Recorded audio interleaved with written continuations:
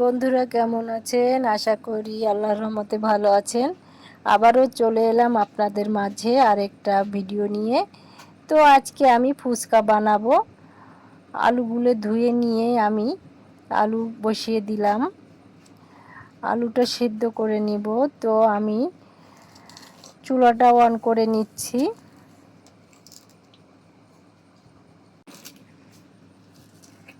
আলুর সাথে আমি ডিমও সিদ্ধ করে নিব। তো দিয়ে দিব দুটো ডিম।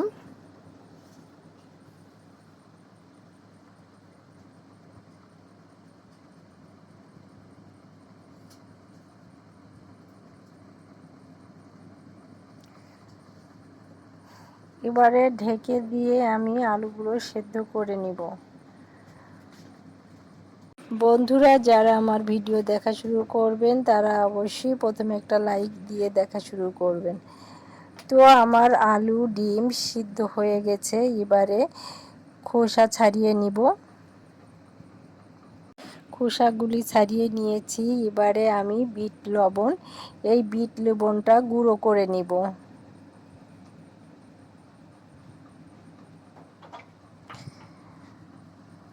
এবারে একটা পাত্রে পানি দিয়ে তার মধ্যে দিয়ে দিব তেঁতুল টক বানাবার জন্য।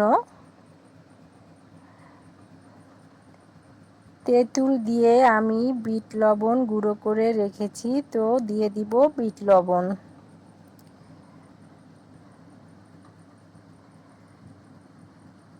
তো এবারে আমি টকটা বানিয়ে নিব। হালকা লবণও আমি দিয়ে দিলাম। আলুগুলো এভাবে আমি থেতো করে নিব।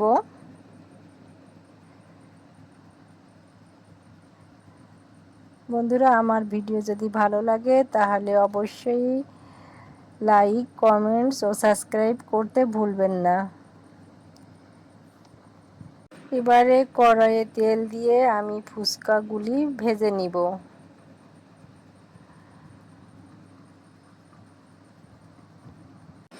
এভাবে নিজের হাতে ফুচকা বানিয়ে খেলে আসলে বাইরে আর যেতে মন চাইবে না।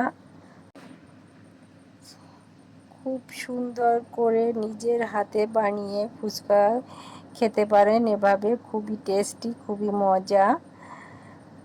তো বাইরের চেয়ে কিন্তু নিজে ঘরে বসে এভাবে ফুচকা বানিয়ে খেলে অনেক মজা লাগে। তো আমি ফুচকাগুলি ভেজে নিয়েছি। এবারে আমি ডিম মেখে নিব। কাঁচামরিচ, পেঁয়াজ, লবণ দিয়ে আমি ডিমটা ভর্তা করে নিব।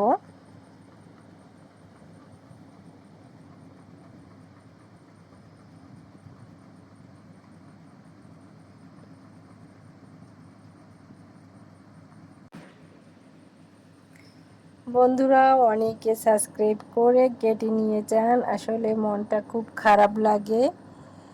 একটা ভিডিও বানাতে তো কষ্ট হয়, সময় নষ্ট হয়। আপনারাও তো ভিডিও বানান অনেক কষ্ট করে, তো আপনারা তো অবশ্যই বোঝেন। একটা সাবস্ক্রাইব করে যদি আবার কেটে নেওয়া হয় তাহলে কতটা খারাপ লাগে।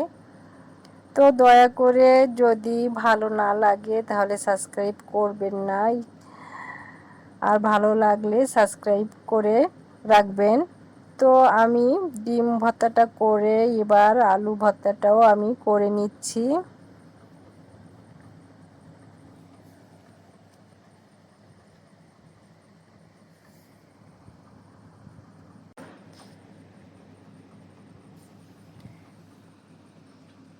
এবারে আমি ভেজে রাখা ফুচকাগুলি ভেঙে তার মধ্যে আলু ভর্তা এভাবে ঢুকিয়ে দিতে হবে।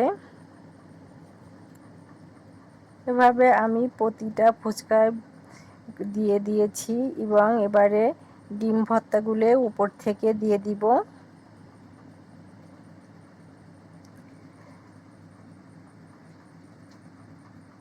বন্ধুরা একবার অন্তত পক্ষে এভাবে বানিয়ে খেয়ে দেখবেন, অনেক মজা লাগবে। তো এবারে আমি বানিয়ে রাখা টক পানিটা দিয়ে দিব।